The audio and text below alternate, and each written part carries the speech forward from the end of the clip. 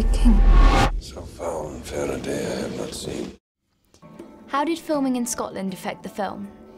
Well, I think it was everything to do with the new interpretation of Macbeth. I mean, to have the verse done in the place that it was, you know, sort of set, and to see how brutal that landscape was, but also how majestic and beautiful, and how that affected the characters, I think was kind of what this sort of film interpretation was about. So it was sort of integral in also making it feel cinematic and also making it feel kind of like a Western. The landscape played a big part. The weather did a lot, didn't it? Weather created a kind of a hardship and a kind of harshness to it. But it also, I think, helped with the witches. You sort of really felt as though a kind of a mystical kind of world existed in this landscape. The film really appeals to the senses. Sound and colour are used in different ways. What effect did you want this to have on the audience? It was kind of about, you know, us sort of going into the eyes of Macbeth and understanding what he was affected by.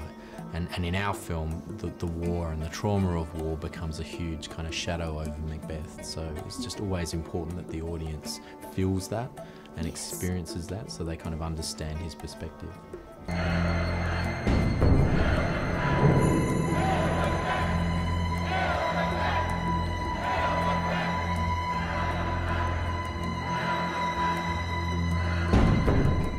Sound plays an important role, for example, the coronation scene in the battle.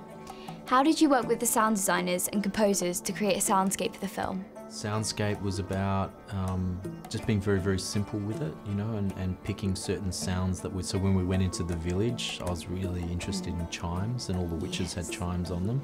So that was always a kind of ever-presence. You know, whenever Lady Macbeth was talking about killing Duncan and acting on the prophecy, you always started to hear the chimes outside. So we had a lot. We had a lot of real sort of props that created those that sort of soundscape. Again, the reflection of war. So there might be little times where you started to hear the crowd and the kind of battle in the background, especially with Banquo in the Banquo in the Banquet. You know, when he kind of appears as a kind of ghost. Built up a lot. So it's just kind of keeping a sound design and also music as a kind of periphery kind of thing. The music was also, you know, I was really interested in gypsy music. I was really interested in kind of how what was the sound of the witches. It felt like they were the ones playing the music, almost like sort of snake charmers. So that's kind of how I used it. So many actors have played these iconic roles. What made Marion and Michael bring these characters to life during the casting process? Well, Michael's already attached to the film. He was always going to play Macbeth, and it's a big reason why I wanted to do the film, because I thought he would be a very, very particular Macbeth that I would want to see. And then Marion, we were just really big fans of her work, both Michael and I thought she'd bring a dignity to the role.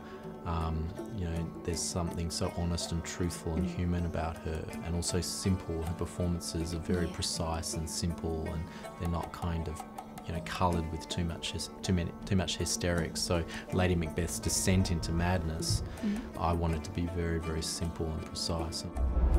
Come, you spirits that tend on mortal thoughts. Hail King that shall be. How did you direct the actors to connect with the Shakespearean language? Just about being really simple, you know, and understanding all the words, but then just trying to do the verse in a very intimate way. So it felt as though they weren't projecting it right to the back of the mountain or the back of the theatre.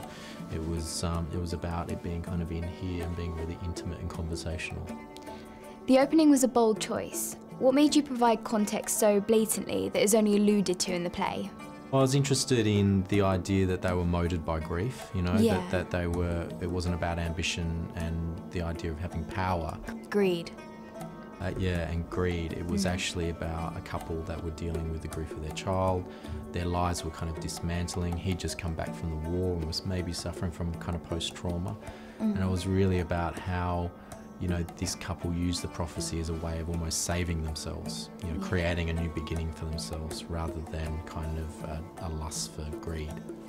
Honor, love, a friend, but in their stead,